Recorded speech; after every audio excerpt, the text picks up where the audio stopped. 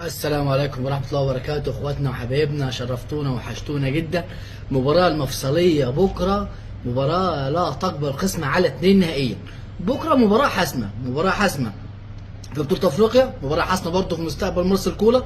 عايزين نرجع لنسخة مارسيل كولر اللي احنا عارفينها. بعد بكرة ان شاء الله يوم السبت، او بكرة ان شاء الله الجمعة، ان شاء الله بكرة الجمعة هتكون مباراة العودة ما بين الاهلي وصن داونز. مباراة الذهاب كانت انتهت بالتعادل السلبي رغم الفاعليه الكبيره جدا للنادي الاهلي والفاعليه الكبيره جدا للطريقه الحلوه اللي لعب بها مارسيل كولر، اللي هم 5 مدافعين عشان يقفل بيهم ال5 خطوط بتوع التمرير الموجودين في الملعب في علم التدريب. يعني لعبتنا كانت موجوده، كانت يعني موجوده ذهنيا في المباراه، كانت حاضره جدا. المباراه ان شاء الله هتبقى يوم الجمعه 25/4 اللي هو بكره. هتبقى المباراه 6 بتوقيت مصر، 7 بتوقيت الاردن، على استاد القاهره الدولي بساعه كامله ان شاء الله على بين سبورت 1. وهيكون من حظنا الحلو ان انا هيكون معلق على المباراه عصام الشوالي. الاهلي دخل من امبارح معسكر مغلق عشان اللعيبه يزداد تركيزها المباراه، لان مباراه صن داونز صعبه. صن داونز من الفرق اللي بتلعب بره ارضها احسن من جوه ارضها. الناس بتيجي هنا في القاهره بكفي ان تعرف ان اخر 3 مواجهات لصن داونز مع النادي الاهلي هنا في مصر في استاد القاهره ما اتغلبش صن داونز، كلهم تقريبا تعادل وفوز صن داونز مره. فدي حاجه من الحاجات اللي تخلينا نحط عيننا في وسط راسنا ونتاكد على لعبتنا ان المباراه دي هي مباراه الذهاب. مش هتستحمل اي تقصير من اي لاعب. الكره اللي هتقطع منك هي الكره دي هتيجي فيك هدف. وما ادراك احنا لسه في زمن القديم شغالين انه احنا الهدف عندك بهدفين، يعني 1-1 يصعدوا، 2-2 يصعدوا. فما لهاش اي لازمه ان احنا بكره نخرج بره تركيزنا او ان احنا نلعب مباراه مش حلوه قدام جمهورنا على ارضنا. احنا داخلين كامل العدد، احنا فول تيم. حاله فنيه كويسه جدا احنا شفناها في مباراه الذهاب اللي كانت من اسبوع. حاله فنيه المفروض يعني لا جدال عليها. الحاله البدنيه للعيبه المفروض تكون يعني الراجل محسن على اللي احنا سمعناه. الراجل محسن طريقته مع اللعيبه، اتكلم مع عفشه، اتكلم مع عمرو السوليه، اتكلم مع عمر الساعي، اتكلم مع اكتر من لاعب ما كانش بيتكلم معاهم الفتره اللي فاتت وكان متغير معاهم في التعامل.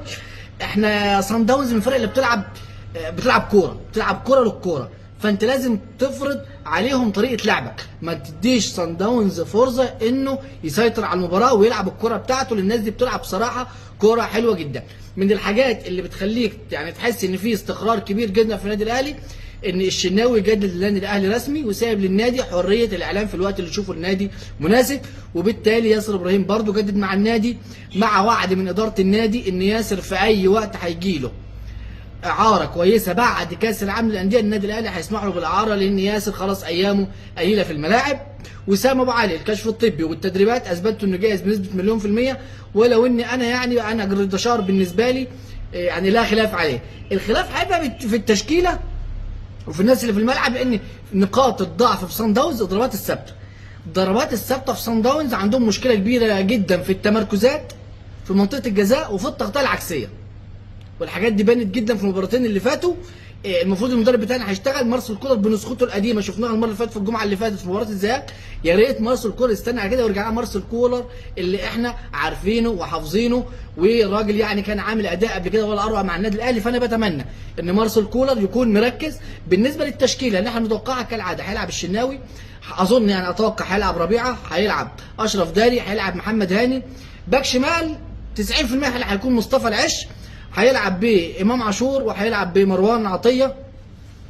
وهيكون قدامهم تقريبا يا اما اكرم، وما اظنش انه اكرم تمام، بس اتوقع انه هيكون اكرم، يعني ده توقعي. وهيلعب بالثلاثه اللي قدام، هيلعب بجراديشار مش وسام ابو علي. والكلام اللي طالع من النادي الاهلي انه هيلعب بحسين يا ابن اشرف بن شرقي. فالحته اللي قدام عليها كلام كتير، الحته اللي قدام دي بس اللي ثابت فيها اظن امام وجراديشار. واشرف بن شرقي بقى هيلعب بحسين الشحات، هيلعب بطاهر محمد طاهر، انه الراجل بيحب طاهر، وطاهر على المستوى الفني طاهر بينفذ تعليمات الراجل بالحرف الواحد. قلنا قبل كده من شويه في الفيديو صن داونز بيلعب على محور واحد اللي هم 5 خطوط البساط في علم التدريب، اللي احنا كنا نازلين ب5 مدافعين عشان نقفلهم. لازم الباكين بتوعنا يكونوا مصحصحين جدا. احمد رضا اذا لعب مكان اكرم توفيق هيكون في ضغط جماهيري عليه، الفرقه هتكون في تحت ضغط. الناس اللي مش متعوده، احمد رضا بالذات اذا لعب مكان اكرم، لان اكرم متعود على الضغط الجماهيري، بس اكرم ما بيطلعش بالكوره.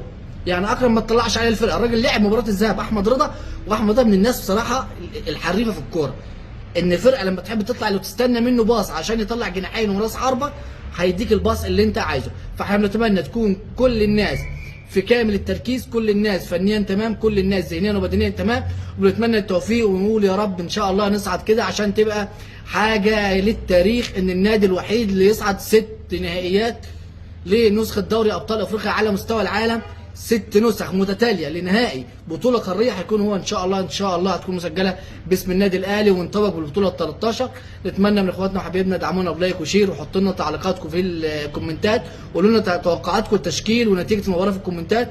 والسلام عليكم ورحمه الله وبركاته. سلام.